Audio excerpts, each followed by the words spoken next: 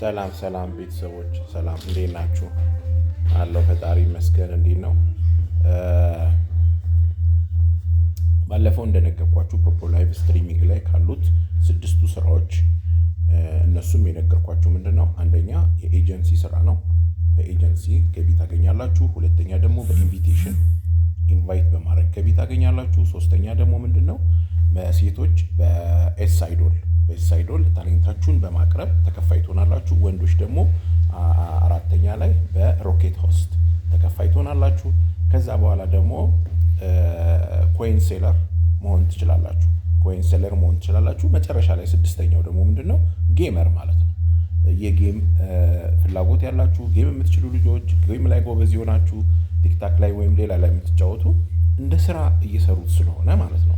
ያው ጌም በትምህርት ጥቅስ ውስጥ አስገቡልኝና ሪስክ አለው። የእናንተንም ኢንቨስትመንት ይፈልጋል። ገንዘብ ወጥታችሁ ምናምን ነው።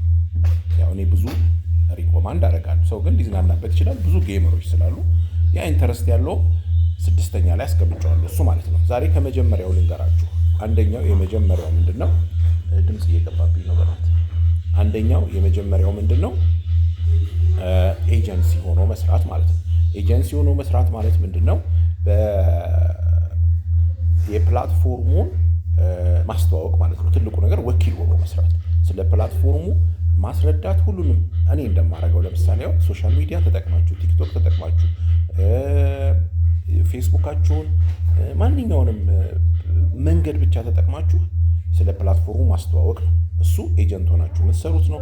ከዛ ካስተዋወቃችሁ በኋላ ሰዎች ወደዚህ ፕላትፎርም መምጣት ሲፈልጉ እናንተ ኤጀንት ስለሆናችሁ ልጆቹን በስራችሁ መዝገባችሁ ነው የምታስተምሩት ማለት ነው። ታስረዳችኋላችሁ። ልጆቹን ስለ ስራው አስረድታችሁ የመጣችኋቸውን ኮስተመሮች ሰዎች ስለ ስራው አስረድታችሁ ከዛ በእናንተ ስር ተመዝግበው ይገባሉ ማለት ነው። ያ ምንድነው? የእናንተ ቲም ይሆናሉ። ያ ምንድነው? እነዛ ሰዎች መጥተው እዚህ ፕላትፎርሙ ላይ ሁሌ ስራ በሰሩና ገንዘብ በተጠቀሙ ቁጥር ሁሌ ነው፣ አንድ ጊዜ ብቻ አይደለም፣ ሁሌ ማለት ነው ኮሚሽን ተከፋይ ትሆናላችሁ ማለት ነው። ያ ሰው ፕላትፎርሙ ላይ እስካለ ድረስ እስከሰራ ድረስ እናንተ ኮሚሽን ታገኛላችሁ። ክፍያው በዶላር ነው። የውጭ ካምፓኒ ስለሆነ በዶላር ነው የሚከፍለው ማለት ነው። እሺ፣ ይሄ የኤጀንሲ ስራ ነው ማለት ነው። ኤጀንሲ በኮሚሽን ለሚከፈለው አከፋፈሉ ምንድነው? መጀመሪያ ኤጀንት ስትሆኑ 4% ታገኛላችሁ ከገቢው ማለት ነው። 4% ታገኛላችሁ እናንተ ከምትሰሩት። ያ ኤጀንሲ ሌቭላችሁ እያደገ ይመጣል ማለት ነው። በስራችሁ ብዙ ሰዎችን ወደ ካምፓኒ እያስገባችሁ ቲማችሁን እየገነባችሁ እነዛ ሰዎች ስራ እየሰሩ ሲመጡ እየጨመረ ይመጣል። ፐርሰንቴጁ የሚከፈላችሁ ፐርሰንቴጅ እየጨመረ ይመጣል ማለት ነው። መጀመሪያ 4% ተከፋይ ትሆናላችሁ። ከዛ በኋላ 8% ተከፋይ ትሆናላችሁ። ከዛ በኋላ 12% ተከፋይ ትሆናላችሁ። ከዛ በኋላ 16% ተከፋይ ትሆናላችሁ። መጨረሻና ትልቁ ሱፐር ኤጀንት ላይ ስትደርሱ 20% ተከፋይ ትሆናላችሁ ማለት ነው። ስለዚህ እነዚህ የኤጀንት ሌቭሎች አሉ። እየሰራችሁ በመጣችሁ ቁጥር ሁሉ ሌቭላችሁ እያደገ ይመጣል ማለት ነው። እየሰራችሁ በመጣችሁ ቁጥር ሌቭላችሁ እያደገ ይመጣል ማለት ነው። ስለዚህ ቲክቶክ ላይ ያላችሁ ቲክቶክ ላይ የምትከታተሉ ልጆች ቁጥሬን እዚህ ጋር አስቀምጥላችኋለሁ። ዩቲዩብ ላይ ደግሞ ለምታዩ ልጆች ከታች የቴሌግራም ቁጥር ያለ ቴሌግራም ቁጥሬ ላይ ገብታችሁ መስራት እንፈልጋለን ብላችሁ ጻፉልኝ። በማስቀምጥላችሁ ቁጥር ያኔ ኮንታክት አደረጋችሁና ፍሮም ኤ ቱ ዜድ እንዴት ገንዘብ እንደምትሰሩ አሳያችኋለሁ። አብረን ነው የምንሰራው ማለት ነው። አንድ ላይ ቲም ሆነን ነው የምንሰራው። ሁሌም ሳፖርት እንደራረጋለን። እኔ ዳይሬክት ኢሚዲየት የእናንተ ሜንቶር ነኝ ማለት ነው። በፈለጋችሁኝ ሰዓት 24/7።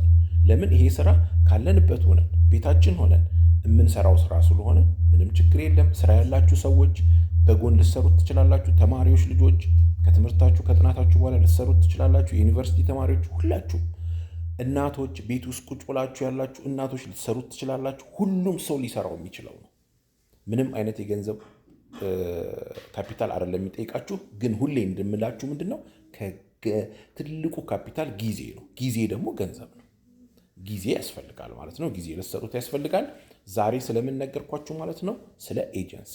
ነገ ደግሞ ስለ ኢንቪቴሽን፣ ቀጥሎ ስለ ሮኬት ሆስት ወንዶች እንዴት እንደምትሰሩ፣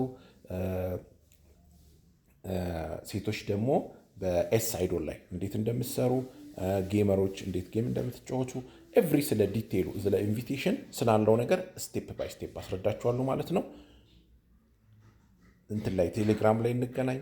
ቴሌግራም ቻናል ላይ ገብታችሁ መስራት እንፈልጋለን በሉኝ፣ ጆይን አደርጋችኋለሁ ማለት ነው።